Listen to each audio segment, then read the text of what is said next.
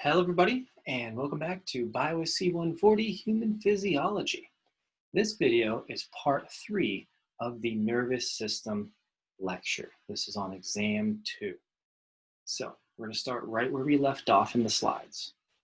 All protein synthesis occurs in neuronal cell bodies. That means all the machinery required to synthesize, to produce, to process, to fold proteins. All of that machinery is in the cell body. The part that we said is for integrating in cell processes, that's the cell body of the neuron. The axon, the part where that electrical signal is sent, does not have protein producing machinery, organelles. So we're going to have to transport all of those proteins and enzymes, signals. We're going to have to transport all of that down the axon. One thing to note before we move on to the next slide, where we get into how that transporting occurs, the rough ER, the RER, the rough ER for nerve cells has a special name, and it's called a meso body. So axonal transport moves material to and from synapses. To and from the synapse. Remember, the synapse is the place where the axon, that electrical signal that goes down that long arm of the neuron, the synapse is that place where it connects with that cell it's communicating with. So there's two main categories of transportation, but before we get into them, I want to cover two vocab words. Anterograde refers to transportation that goes from the cell body to the synapse, so cell body here to the synapse. Retrograde refers to movement or transportation from the synapse towards the cell body. So fast axonal transportation probably doesn't seem too fast to us. It's 16 inches per day, and it utilizes ATP. It makes sense that the fast version utilizes ATP, and it utilizes proteins called kinesins to make it happen. Now, it's ATP dependent, so it can go in both directions. And its main cargo is neurotransmitters. Slow axonal transport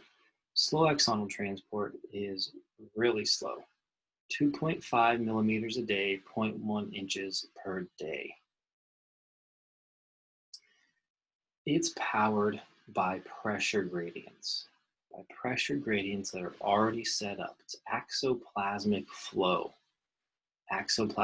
Pressure gradients that are already set up. It's unidirectional. Can't go against that pressure gradient. Its cargoes are enzymes.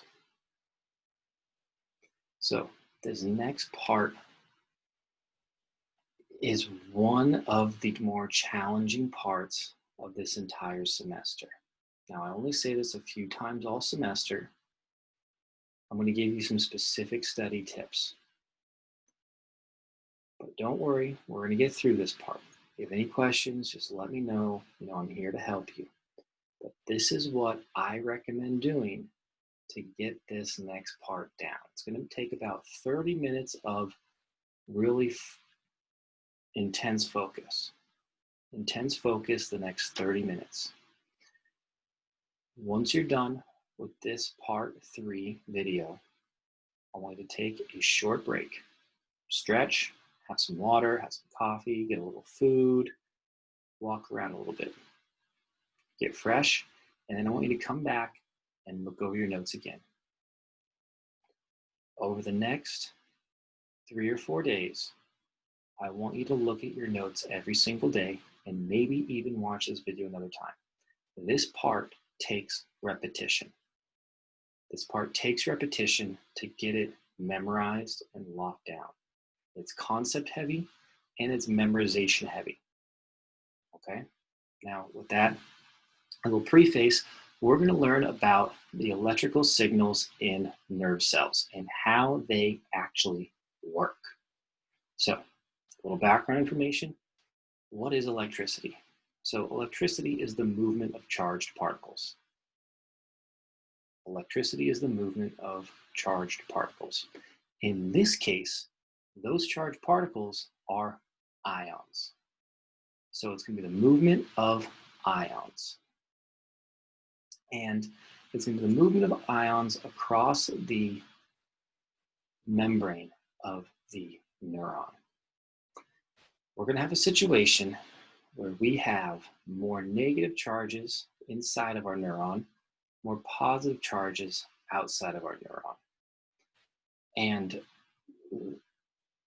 when those ions flow back across the nerve membrane, it's ions moving, it's charged particles moving, it's going to be electricity. So to set up this situation where we can have an action potential, this electrical signal that nerves send, the sodium-potassium pump is really what sets it up, what creates this situation where we have a lot of positives outside the cell and a lot of negative inside the cell. So the sodium-potassium pump, now it requires ATP to set it up, so it's energy dependent. We're going to have a high concentration of sodium outside the neuron, so the extracellular fluid. We're going to have a high concentration of potassium inside the cell. This is going to create a chemical disequilibrium. So we're going to have more sodium, high concentration sodium outside, low concentration sodium inside. High concentration potassium inside, low concentration potassium outside. There's a chemical gradient, and that chemical gradient is important. We've talked a lot about chemical gradients already in this class, so that part should be reviewed. We're going to add another force now. We're going to add another force to this situation. I want to talk about the electrochemical gradient. So we understand a chemical gradient, that's concentration, but we also have electrical gradients. So we have more negative inside the cell, more positive outside the cell. Well, these positive sodiums are attracted to the negative environment in the cell, correct? Yeah. Potassium's positive. It's happy when you just look at the charge. It likes that negative environment within the cell. It doesn't want to move out. Now, when we figure out exactly how these ions are going to move across the cell membrane, we have to consider both of those forces. Both of those forces. The chemical forces, the chemical gradients, and the electrical gradients. So let's look at these hypothetical cells right here. So chemical and electrical gradients dictate ion diffusion. It's two different forces that are going to dictate what direction ions prefer to move across the cell membrane. So let's look at this hypothetical cell. So we've got our inner chamber and our outer chamber. Our inner chamber has 140 millimolar calcium chloride. It's negative on this side. It's negative on this side of the cell membrane. On this side has 5 millimolar calcium chloride. This membrane is going to be impermeable to these calciums. Potassium is going to be able to move through. So we have a chemical gradient set up, correct? 140 millimolar, 5 millimolar. Only potassium can go through. Only potassium can go through. So potassium is going to go down its chemical gradient. But we run into an issue. When potassium moves across the cell membrane, it's removing positive charges from the inner chamber and it's adding positive charges to the outer chamber. So as you add positive potassium to the outer chamber, it's making the outer chamber more positive, it's making the inner chamber more negative. Potassium is attracted to the negative side. Potassium is repelled by the positive side. So we're going to find an equilibrium that's not just dictated by the chemical gradient. The electrical gradient is also going to dictate where the equilibrium point is. So for potassium, the chemical gradient is pushing it to the outer chamber, while while the electrical gradient is pushing it towards the inner chamber. Now over here we have 15 millimolar NaCl, so table salt, in the inner chamber, and we have 150 millimolar sodium chloride on the outer chamber. Now, what direction does the chemical gradient want these sodium ions to flow through? Or flow? It wants it to flow down its concentration gradient. So from the outer chamber to the inner chamber, down its concentration gradient. As you move, as sodium moves from the outer chamber to the inner chamber, you're adding positive charges to the inner chamber, making it more positive, and you're removing negative charges from the outer chamber. So the chemical gradient wants sodium to move from 150 millimolar to 15 millimolar, while the electrical gradient wants sodium to move towards the outer chamber, towards the negative charges of the outer chamber. When we think about that equilibrium point, we need to consider both of these forces. So the equilibrium potential is the charge where electrical gradient balances chemical gradient. So we can actually put a voltmeter on each side of this membrane, and we can figure out the voltage across the membrane. We can figure out the electrical potential across the membrane voltage. The equilibrium potential for a specific ion is the charge where the electrical gradient balances the chemical gradient. So for that specific ion, where does the electrical gradient balance with the chemical gradient? Where are those forces in equilibrium? For potassium, in a normal human neuron, it's negative 90 millivolts. For sodium, it's positive 60 millivolts in a normal human neuron. So right here, let's look at what's going on here. Sodium-potassium pump. This is what sets up this situation that allows for the action potential in a human neuron. So ATP dependent, it pumps 3 sodiums out. So you're removing 3 positive charges from the inside of the cell. You're removing 3 sodiums from the inside of the cell, adding it to the extracellular fluid, making the outside more, 3 more positive, and increasing the concentration of sodium in the extracellular fluid.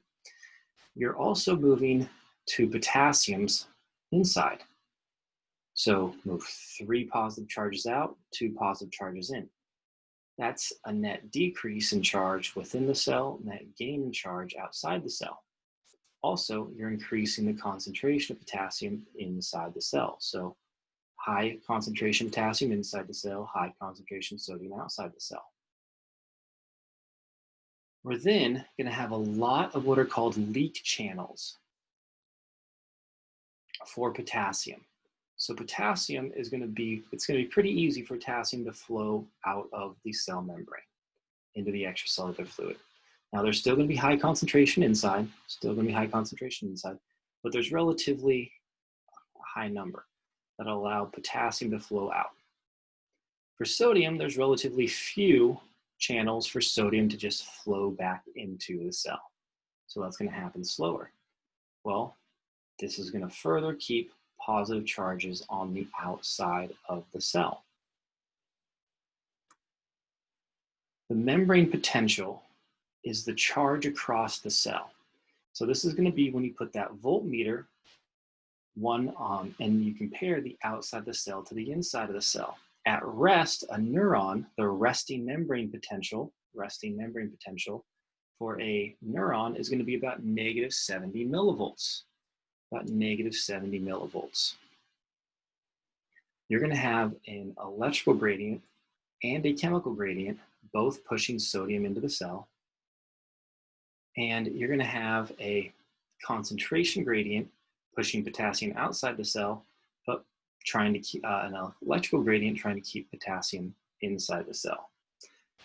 The resting membrane potential is determined by the sodium-potassium pump and the permeability of the membrane to each ion. So how many of these ion channels are there?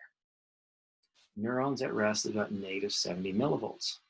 In excitable cells in our human body, the resting membrane potential is about -70 millivolts, so muscles and nerve cells. Somatic cells, or the other cells in our body, they actually have a resting membrane potential too, but it's about -5 millivolts, not -70. So excitable cells, excitable neurons, -70. All right, so this is the situation at rest. This is the situation at rest. Let's excite the cell. Let's change this equilibrium. So by at rest, I mean at equilibrium. When you just let that base setup happen. Now, we're going to change that setup. We're going to change that equilibrium point. And we're going to do it using something that we've talked about in this class before, a graded potential. A graded potential is a change in cell charge, a change in membrane potential, and it's going to happen because of the opening or closing of an ion channel. An ion channel. So we have some sodium channels that are always open. We have a higher number of potassium channels that are always open. We have a bunch of gated ones also, ones where they'll only open with a stimulus. Quite often that stimulus is the binding of a neurotransmitter. That's what we see in this example right here. So imagine we have this setup. We're at equilibrium, we're at -70 millivolts. And then this action potential comes down the axon. Neurotransmitters are released into the synapse. Those neurotransmitters bind onto a sodium channel. And they open that sodium channel gate, increasing the number of open active sodium channels. Well, more sodium is going to rush into the cell. As sodium rushes in, this local area is going to have a higher concentration of sodium, a higher concentration of positive charges, and it's going to depolarize the cell. It's going to increase the voltage. It's going to go from -70 to -69 millivolts to -68 millivolts, depending on how much sodium rushes in. Now, those sodium ions, it takes time for them to fuse across the cell. As they diffuse across the cell, the concentration of those sodium ions is going to decrease. This channel is only going to be open for a certain amount of time. Once that neurotransmitter unbinds, that gate's going to close again. So only a certain amount of sodium is going to rush in with each stimulus. When the gate opens, it's going to change the permeability of the membrane to sodium. Remember, permeability of the ions is what helps set membrane potential. So let's look at this, let's see what this looks like. If we open a sodium channel, like in this picture, sodium is going to make the inside of the cell more positive. We're going to go from -70 towards 0. That's called depolarization. Depolarization. This is when you open up a sodium channel and sodium ions rush in. Potassium wants to leave the cell. Potassium actually wants to flow out of the cell. So what if this stimulus opened up a potassium channel? Well, if it opened a potassium channel, potassium ions would rush out of the cell. You would be removing positive charges from the cell. If positive charges leave the cell, it's going to make the cell more negative. It's going to hyperpolarize the cell. So potassium leaves, you increase potassium permeability, more potassium leaves the cell, you decrease the charge, you're removing positive ions. Hyperpolarization, more negative, depolarization, more positive.